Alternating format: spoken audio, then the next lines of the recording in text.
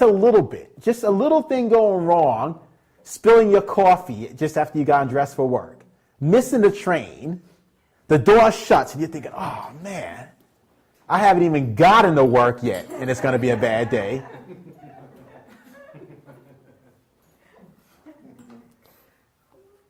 Rarely do you feel negative and then all of a sudden you feel better. Newsflash, that doesn't happen. Negative feelings poison us. Whatsoever is true, Philippians 4, lovely, of good rapport, if there be any virtue and if there be any praise, think on these things. Isn't it? The simplicity of the word is scary. The application is difficult. It says, whatsoever is true, is what I'm listening to true? Remember, there's a difference between truth and facts. Truth is divine realities. Facts are a description of the present state of affairs. It doesn't say the facts will set you free. It says the truth will set you free. So a description of the present state of affairs ain't going to set you free. It's divine realities that set you free. The truth will set you free. So negativity makes us feel worse. Number 3, negativity pushes people away. The only people who like being around negative people are other negative people.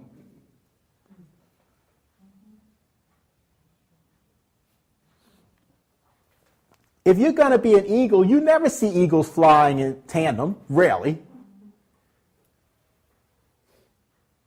Isaiah 40, what does Isaiah 40 tell us? Those who wait on the Lord shall mount up with wings as a pigeon. No. Is that what it says? No. Pigeons flock together.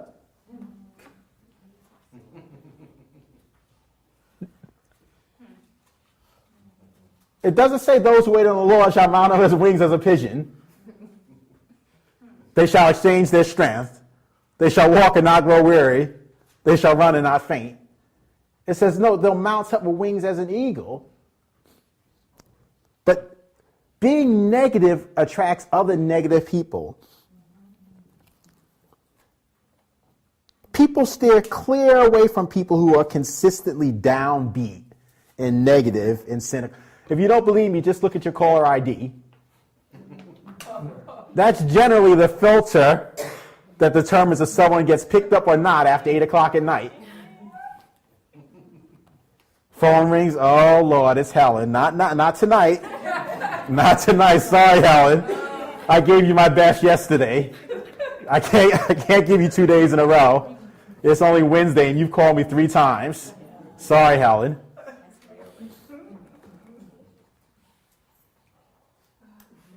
It pushes people away.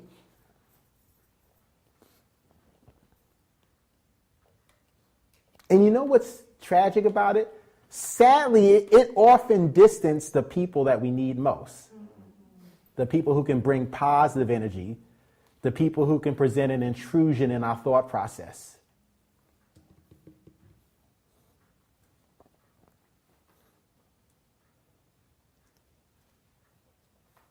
And lastly, negativity keeps you from healing.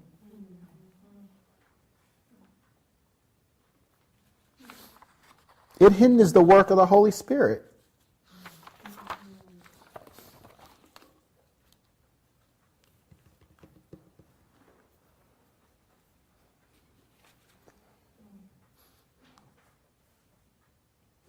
I talk about this a lot in my men's meetings. Hope deferred makes the heart sick, but a desire accomplished is a tree of life. Let me tell you real quick, this is a sidebar, this is a freebie for the women. Let me tell you about 4 giants that men face. 4 giants that men face. Number 1, the giant of little or no results. The giant of little or no results. We already talked about that men are builders. Men like to state objectives and meet them. Meeting objectives is how men are evaluated in the marketplace. Men are in our world system, men are generally evaluated by quantitative measures, not qualitative. How many points can he score? How much money can he make? How many albums can he sell?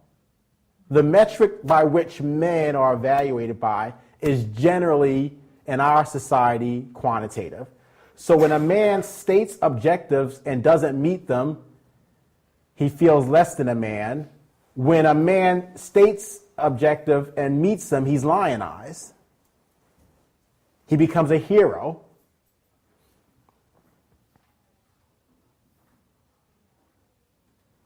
Think about how it feels when you set a goal and you don't reach it, how frustrating it is. And then what generally happens, we're talking about how to move forward when life pushes you back. What generally happens is when men deal with this is they have what is known as displaced anger.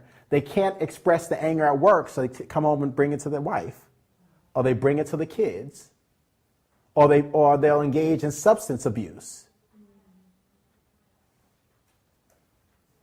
It's displaced anger. I believe at the root, most addictions that men experience at their root are their attempt to medicate a hurt that they're experiencing.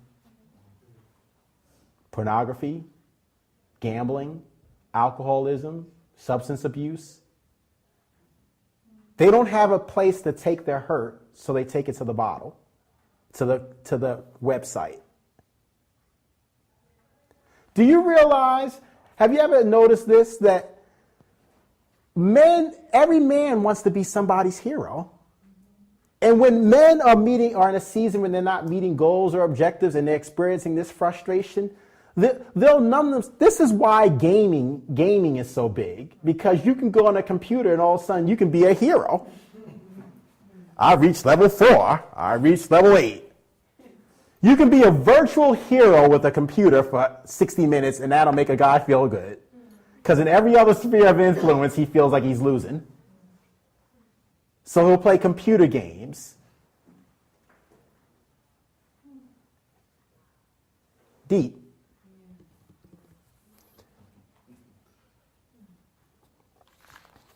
So it's the giant of little or no results. Number 2, second giant that men face, we already alluded to it, is the giant of unfulfilled dreams.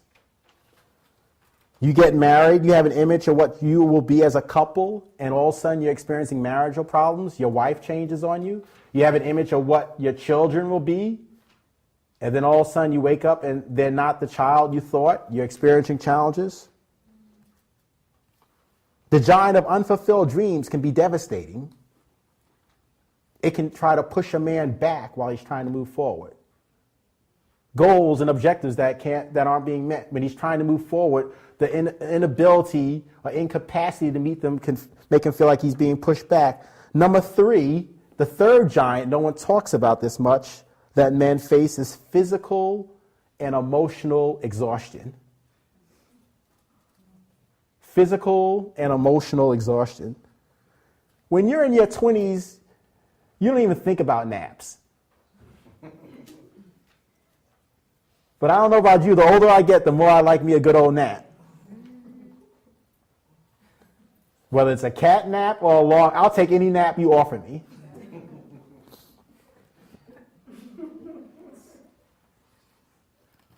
Sometimes men are at jobs where they're bored with the task that they're responsible for. It's no longer challenging to them.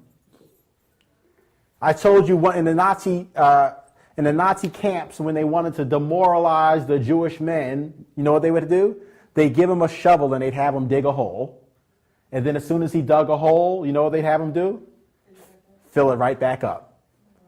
And the monotony of the task killed the men. You know why?